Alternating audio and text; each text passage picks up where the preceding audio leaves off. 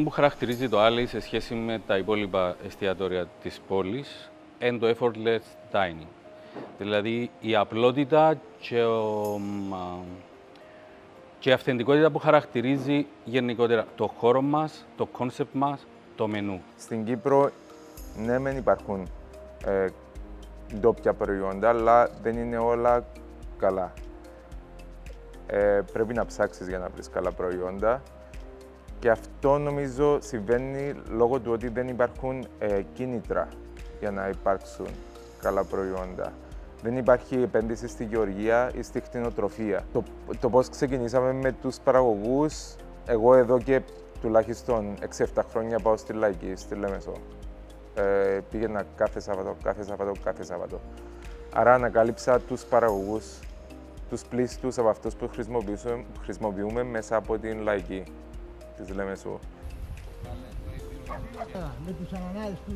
Είναι κάτι που αρέσει στους γεωργούς ή στους κτηνοτρόφους και θέλουν να δουν τα προϊόντα τους σε ένα εστιατόριο. Άρα με την δική μας συνεργασία και καθοδήγηση στο τι θεωρούμε ότι είναι καλό και τι όχι, τι θεωρούμε τι είναι σωστό και τι όχι, υπάρχει ενθουσιασμός στο να δημιουργήσουν καλύτερο προϊόν.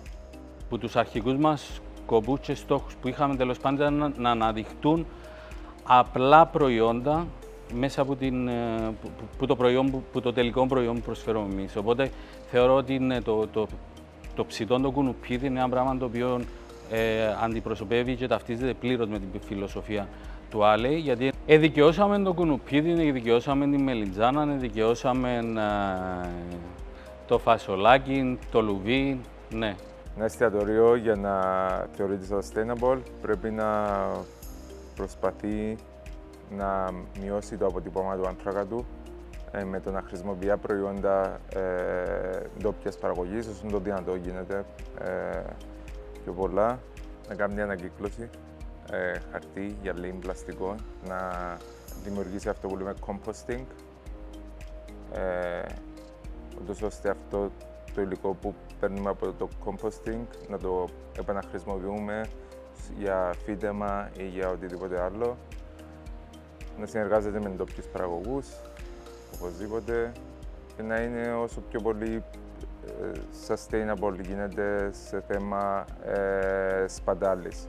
Άρα να υπάρχει όσο πιο λίγη σπατάλη γίνεται στο προϊόν.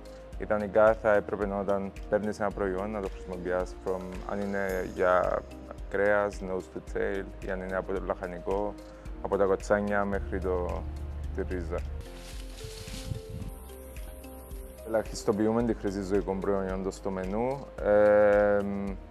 Έχουμε μια στροφή κυρίως στα λαχανικά, που είναι πιο sustainable.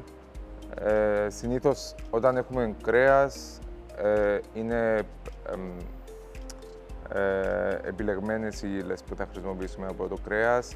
Συνήθως χρησιμοποιούμε offals, δηλαδή τα cuts που δεν χρησιμοποιούν οι υπόλοιποι.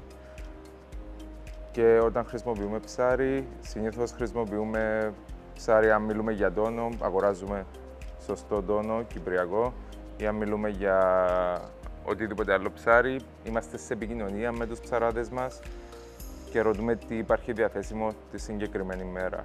Ναι, βασικά προηγουμένως ήταν ένα άβατο μέρος, τέλος πάντων, το οποίο είναι φάσου να περάσεις σε οποιαδήποτε φάση της ημέρας. Και είναι κάτι το οποίο πιστεύω ότι πετύχαμε. Υπάρχουν άνθρωποι δηλαδή κάθε ηλικίας, δηλαδή που 60-70, ακόμα και πιο νεαροί, που δεν προσπαθήσαν ποτέ να περάσουν το δρομάκι, το Alley. Και ο λόγος ήταν πάρα πολύ απλός, γιατί εφοάσουν να περάσεις. Ναι, το ότι εδώ καταφέραμε να δώσουμε μέσα από το Alley νέα ζωή στο δρομάκι του, το οποίο είναι τόσο κεντρικό, ναι, είναι ένα από τα πράγματα τα οποία νιώθουμε περήφανοι. Ο κόσμος έρχεται και αμέσως νιώθει μια ζεστασιά, νιώθει μια νοικιότητα. Και κάτι που ακούαμε στις αρχές με το που ανοίξαμε, το ότι ναι, είμαστε καινούργοι, αλλά νιώθουμε τόσο νοικιά, νιώθουμε σαν να ήσασταν που πάντα δαμέ.